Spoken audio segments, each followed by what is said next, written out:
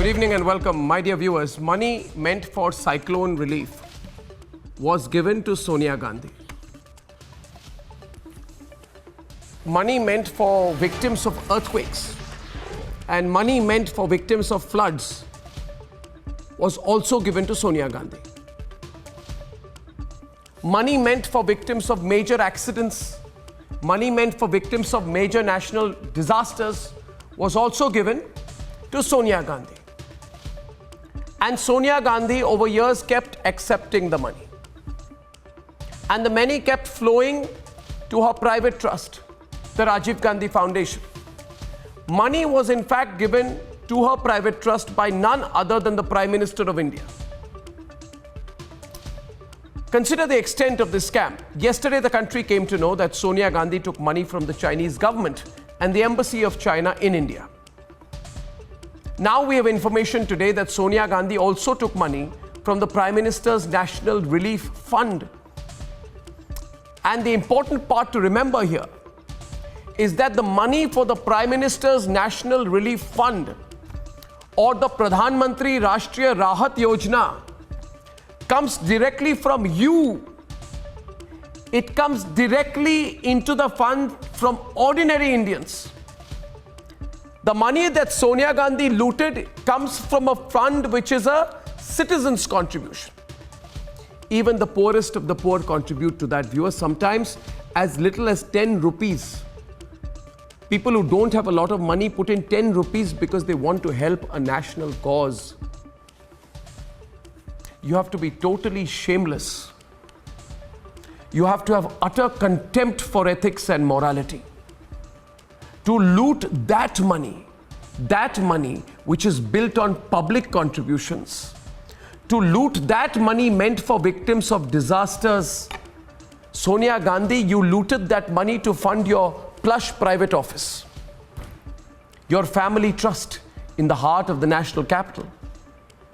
And now thousands of people across the country have started investigating how much money came into Sonia Gandhi's private trust and where it came from, and so are we. And so let us examine the scam here a little bit. Sonia Gandhi's private trust, whose control is in her hands and in the hands of the Vadra family and Rahul Gandhi, we find was taking money left, right and center from everywhere, from central government ministries. The government her party was controlling was diverting money from ministries to her private trust. This is a cash for favor scam. Those who were funding Sonia Gandhi's trust were obviously doing so to buy goodwill, political goodwill. So, for example, I find that a big real estate company in Gurgaon, whose abbreviation has 3 words of the English language, 3 alphabets, was giving her money. And a financial services and real estate company which is no longer as bullish and which is now being investigated by the Enforcement Directorate was also giving her money. But not just that. You will be shocked, viewers. Sonia Gandhi's trust was taking money from a huge number of ministries. The Ministry of Small Scale Industries was giving Sonia's trust money.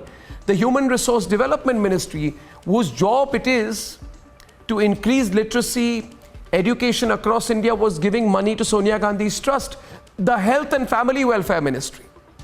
The Oil and Natural Gas Corporation was giving money to Sonia's trust. Would you believe it? The Gas Authority of India Limited also was giving money to Sonia's trust. The Bank of Maharashtra was giving money to Sonia's trust. The State Bank of India, viewers, gave money to Sonia's trust not once, not twice, 3, 4, 5, 6, but 7 times. 7 times Sonia's trust took money from the State Bank of India.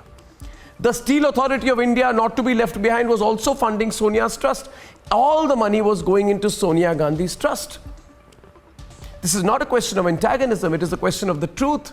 Sonia Gandhi has to come out and explain to the people of India how she thought she would ever get away with it.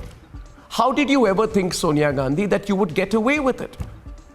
The entire nation's scrutiny is on you and your dubious business. You have to now come in public domain and explain.